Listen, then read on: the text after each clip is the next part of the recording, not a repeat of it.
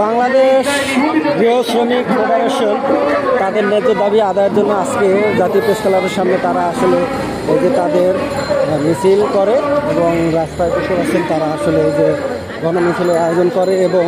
যখন তখন যে কোনো অজুহাতে কাজ থেকে ছাঁটাই করা যাবে না বিভিন্ন রকমের স্লোগান নিয়ে তারা আজকে বের হয় রাস্তায় এবং দেখতে পাচ্ছেন তাদের দাবি আদায়ের জন্য আজকে তারা প্রেস ক্লাবের সামনে রাস্তায় করে গঠন করে দেখতে পাচ্ছেন আপনারা সামনে